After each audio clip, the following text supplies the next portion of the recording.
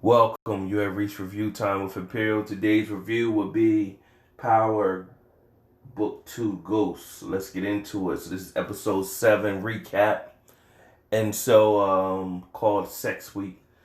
And it pretty much picks up where you have Zeke clapping those cheeks from Professor Carey. And you can see Zeke is all into Professor Carey. You know, has a sex addiction, so it's funny games for her, but you can see where Zeke is starting to um, catch feelings with her. So she want him to still live a normal college life because it's a sex week on the campus where all these big events is happening. Everybody promoting sex, giving out condoms and stuff like that. But he ain't trying to do that. He's trying to be with her. So she tell him go, take a shower or whatever. A knock comes at the door. They think it's the delivery guy for the food, and it's Professor Jabari. She pretty much brushes him off. He sees the condoms on her dresser, and so he goes into a rage. And she pretty much brushes him off because he can hear the shower, but he doesn't know who it is. So from there, Zeke did state to her he wanted her to meet his aunt Monet, and she's like she gonna be a little standoffish at first, but I think she'll like you, and that's against her rules because she's a professor. It's a conflict of interest, messing with a student. So you also see in the classroom where they got the finalists for the group of 5 students that can get into that program and finish school early. Tyreek has been trying to get into it, but he didn't get into it. Lauren did get into it. She was one of the finalists. So he felt some type way. And after class, Professor Carey went up to him and pretty much was like, she's his counselor as well. So she pretty much told him, like, I understand you're upset, but Jabari seen that. So but Jabari was thinking that Tyreek is the one she was having sex with. So they had this assignment, and you had to pick a partner, and you had a clue, and your partner had a debate with you to pick what your clue was. So what Jabari did on Tyreek's clue, it said pretty much a student at Stanfield is sleeping with a professor, or a professor at Stanfield is sleeping with a student. And so pretty much him and Lauren was talking, and she was like, well, all right, well, you ain't in the running no more, you must well just give me your clue. And then she was play wrestling with him, and she was on top of him, and her boyfriend walked in. Now he's supposed to be in DC, but he's still up there. So he walked in, and him and Tariq had a back and forth, and Tariq stepped off, and she pretty much broke up with the boyfriend right there. So she really was into Tariq, but Tariq he tired of playing this game with her, like, you got a boyfriend or whatever.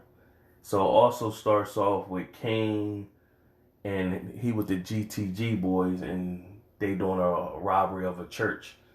And Kane is face off. So they got Kane, like, he a real gorilla out here doing whatever, because he ain't had no mask on or nothing. He's pretty much face off, robbing the church. And it's picking up from after he got beat down at the jail with his dad, so he ain't been home. So Diana knows where he's at. He's over some girl house, so he go and tell her it's a drop coming through. We need you. You know what I'm saying? So this is a good way to get back in to show the family. Is for you to show up at the drop. So on Kane's way to the drop, you could tell he got mad love for Diana because he gave her a hug and everything like that. He got a soft spot for Diana.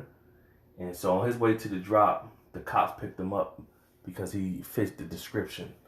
So they picked him up. He went into precinct. That's how he get Officer Ramirez in it, because every person he tried to call kept going silent. So at the drop, it was Diana. They waiting for Kane to come. He never came. And so the person who was doing the drop pretty much looking at Monet, well, it's the female, so you know, they not really gonna respect Monet. You know, they looking at it as a female. I'm gonna take advantage. I could do whatever, and I worry about the consequences later.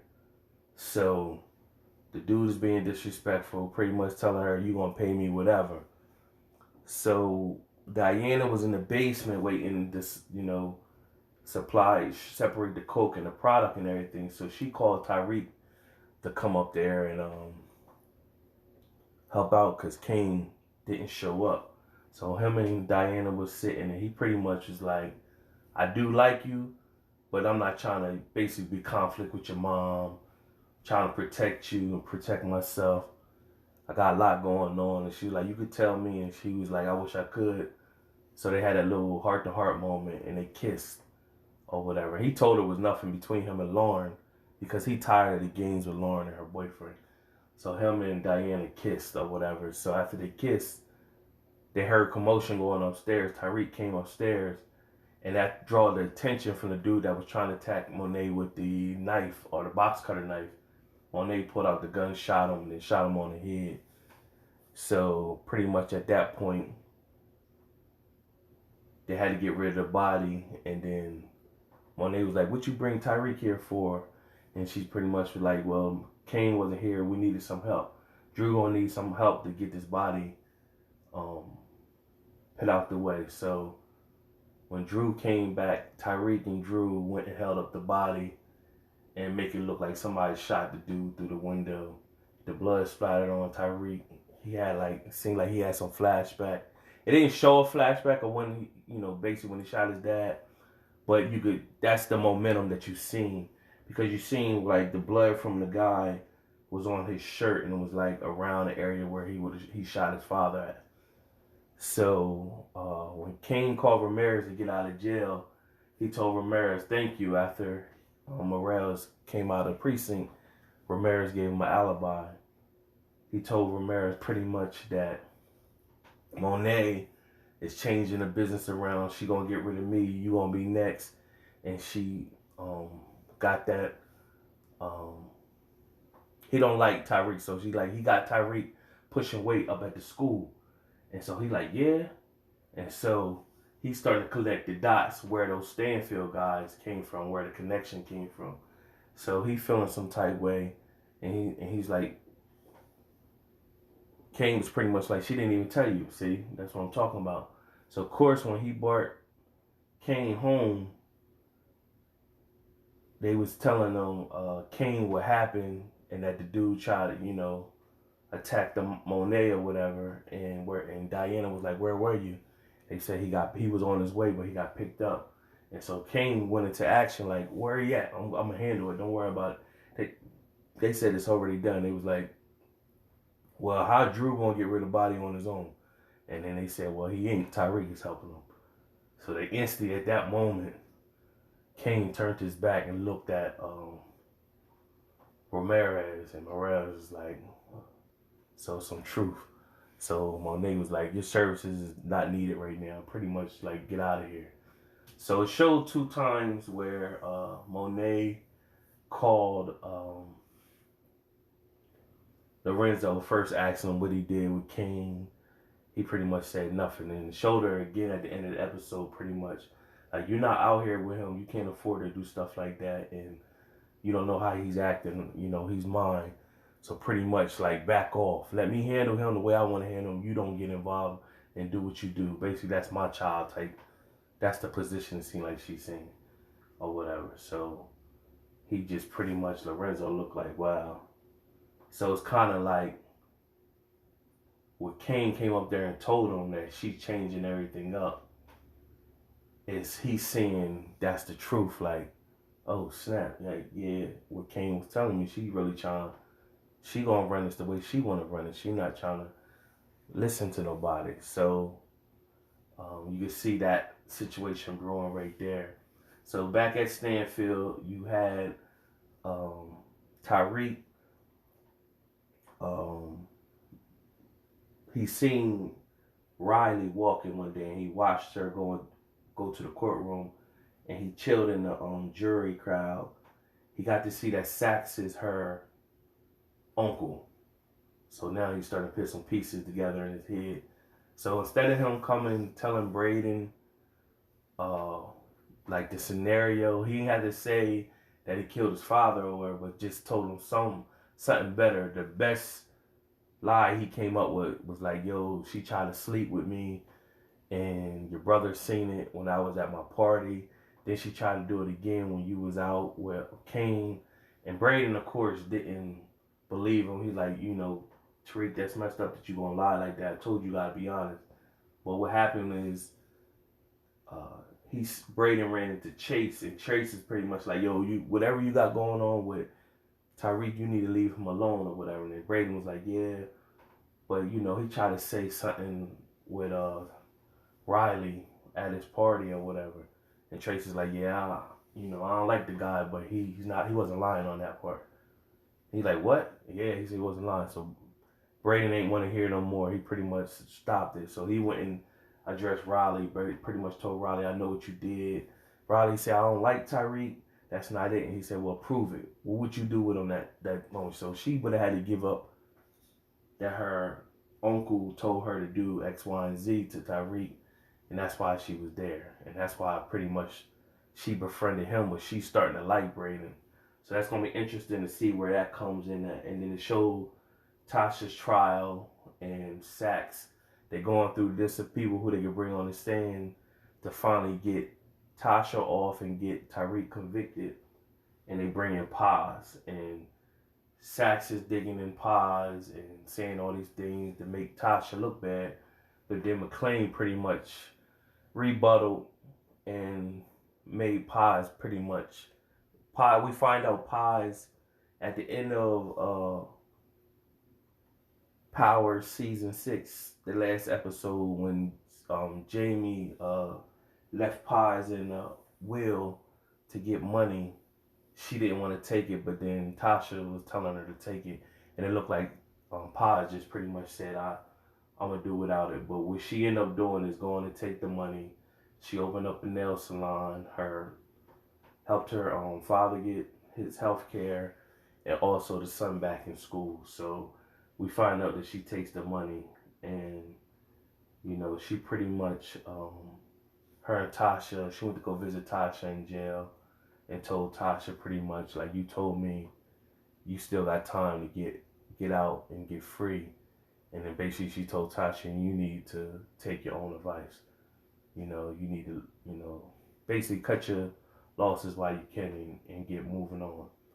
And I guarantee you, my guess and how I see it's panning out is I think Tasha's going to get off of the case. And when you think Tasha is free,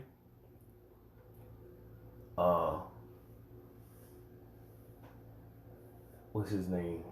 Tommy's going to pop up. And we're going to see what happens with that. Because he already let her slide with killing Keisha because Keisha was going to flip. But, you know, now she implement him, said he was, you know, he really was the one and everything. So, you know what I mean? That ain't going to sit well with Tommy. He going to want some get back or whatever. So it's also going to be interesting to see how this pan out.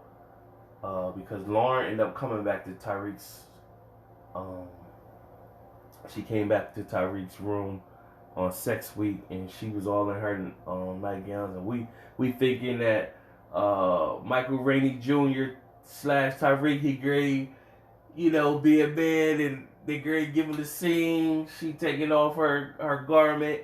They start kissing, and he stopped her, and he brought out the cue card, basically thinking that she's coming there to kiss on him because she wanted the secret on his card, because earlier she was like, you might as well just give it to me, you're not in the ring. So he thinking she trying to seduce me. So she pretty much told him, like, I stopped messing with my boyfriend, you know, basically it's about you now, that type time. And he looked thinking at her like, you just trying to use me to get the information. So he just gave her the card or whatever. She pretty much was like, nah, I didn't come up here for that. I was coming because I was into you. So nevertheless, it shows her with Professor Carey taking the card and saying basically Tariq just gave her the card.